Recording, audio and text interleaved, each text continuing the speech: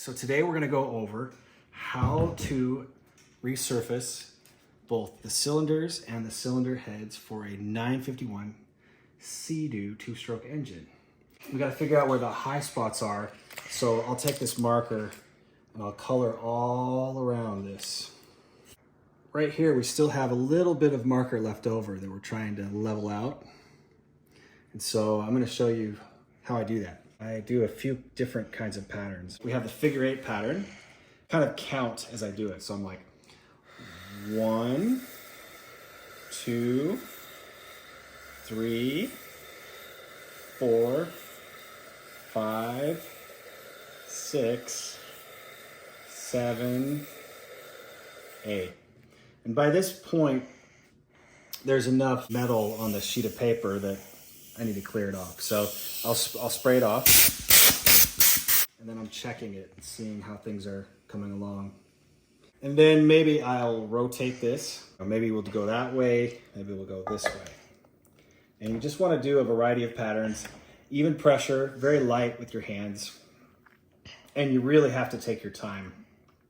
The other pattern I'll do is just diagonal patterns like this, across, and then I'm counting, right? So that was 1, 2, 3, 4, 5, 6, 7, 8.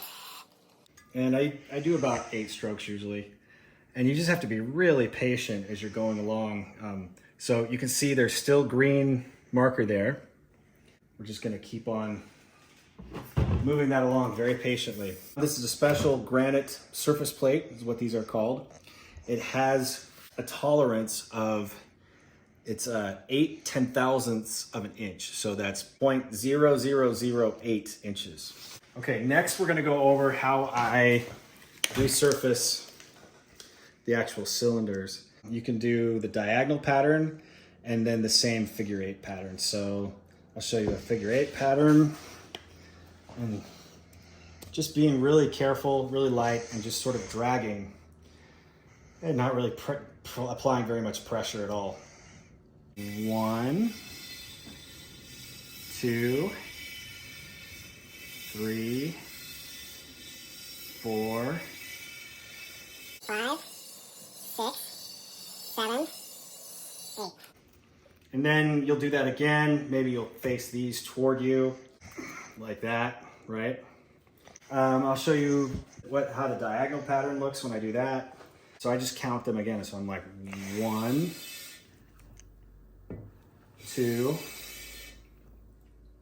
3, 4, 5, 6, 7, 8. Here's how I'm checking to see how we're actually doing. I work with a tolerance of 0.001 inches with the feeler gauge, which is 1/1000th of an inch. The more you zoom in on any kind of matter, the less smooth something looks, right? So like if you get down to the atomic level, are atoms really flat? I doubt it. So I've got this straight edge, I've got this feeler gauge, and I will set this on here, see how we're doing. And that is a pretty tight tolerance here, tight clearance. Let's put the edge on the green area and see if that's clearing. And that's highly acceptable, right?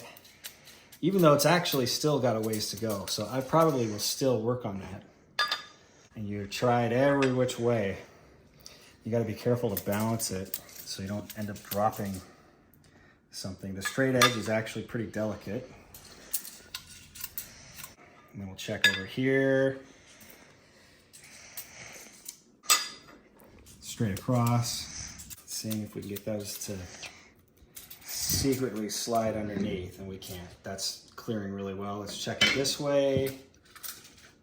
Let's check it diagonal, all the way across, the other diagonal. So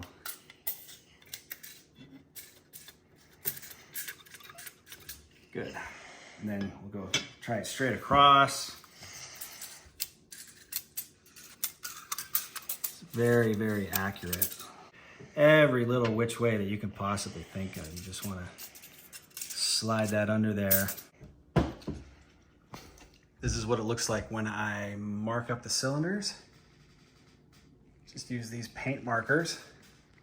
The way I get the sandpaper to stick to my surface plate, I'll take it outside and spray just a little bit of 3M Super 77 adhesive on there. We're getting ready to do this head here. So again, just color it, these paint pens, oil-based paint pens, and I will leave the link to these in the description as well.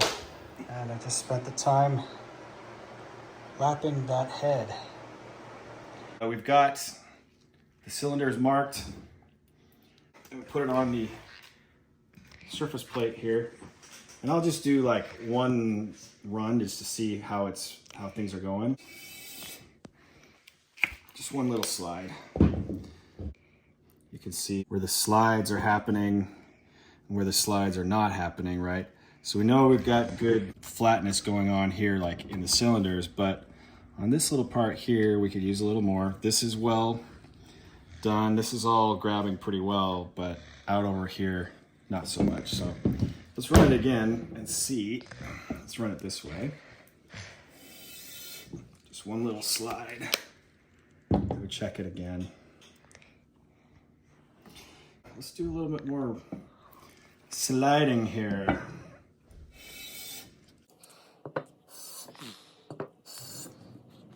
Now we'll really get a sense of it. The centers are doing really well,